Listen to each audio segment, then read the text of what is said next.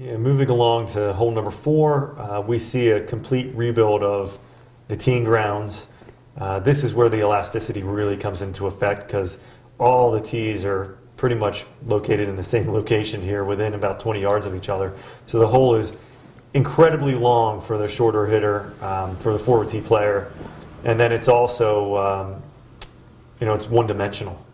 So what we also do is we widen out the fairway at the turn, give the hole a little more width, put back a lot of the bunkering. This was one of Ross's better bunkered golf holes. Really interesting how he bunkered the corner and the foreground, kind of to make it look harder than it was.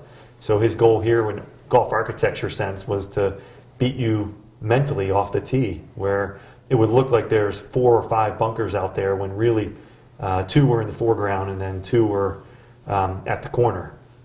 So kind of mental games Ross was throwing at us there. And then we want to take this green that was rebuilt, I think, in the late 80s, early 90s, and depressed and kind of punch bowled in there. That's kind of odd and hard to see. We want to push that green about 40 yards back and to the left, make this a true par 5, where if you hit a really great drive, you can kind of hit it up there and try to challenge the approach bunkers and run it into the green. And this is where we really utilize that landform, and we'll have this shorter fairway grass and approach grass really running into that green, kind of Redan-esque, front right to back left. So a beautiful opening here. You really can traverse those approach bunkers. And from the fairway, those approach bunkers will kind of look greenside, because it'll be, again, that whole depth perception. So you see it at the tee, you have depth perception kind of fooling you, and then again in the fairway as you approach the green. So a great kind of par 4.5 that we call half par hole, number 4. Moving on to the 5th hole, this is really a prime example of the kind of golf hole that we were talking about earlier. Ross's ability to just maximize the terrain, and once he found the best of the terrain, really come up with great concepts hole for hole. You know, you play this big uphill tee shot on the 5th, but once you get to the top of the hill in the right spot, you get a big bounce forward. There's almost a speed slot effect, and because it's a dog leg to the right, if you challenge the bunkers on that interior right-hand side, you get that big kick forward. So we've really worked with the locations of the bunkers in that section to really get it to where it plays perfectly, both between the 2 bunkers on the right and then the one down on the left.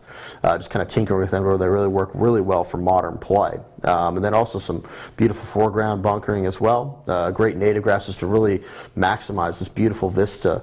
And then we'd really like to work with the overall green area to really get it to where it has almost like a quasi reverse Redani sort of feel, a par 4 Redanish sort of feel to the green, where you can play out to the right and balls will bounce kind of down to the left. You can work the ball on the ground to these back left hole locations. So that's prime, Ross architecture. Kind of a hillside or a subtle hillside second shot area to where you can bounce the ball out to the right and really get the ball to bounce around to where you need it to go on the green and have some fun and golf your ball, as opposed to simply one-dimensional target style shot making. Number 6, we see another almost half par hole, another 4.5. Obviously played it as par 5 for most of the membership. What we see here is one of the better greens. I'm going to start at the green and work backwards. Usually we work from the tee forward, but the green is probably my favorite. The putting surface is probably one of my favorites on the property, and we want to obviously get back the old corners that were there. Right now there are 2 bunkers sitting in the old green fill pad. So we want to expand that fill pad, wipe out some of the trees behind there so it has this kind of cliff edge look to it behind the green. And working back from the green, we will rebuild the bunkers front right and 1 left, so 3 right of the green and 1 front left. Again, pinching a little bit that kind of risk-reward factor, because after your drive, you're going to kind of have that downhill shot where you could potentially run it in onto this green. So we've pinched that approach a little bit and expanded the green to make the target a little bigger. And then working back again, we widen out that fairway, sweep that fairway out to the left and right, Really, no bunkering really out there off the tee. Ross was, left this fairway, I think, devoid because he just gave you two blind tee shots back to back with 5 and 6. So I think he gave us a little respite here, a little break off the tee. And then we do interject that one big fairway leading edge of the fairway cross hazard, kind of to make it look again scarier than it is. So Ross would have this big 90-foot wide bunker out there that it isn't very deep, but still would almost try to defeat you mentally before you hit your tee shot.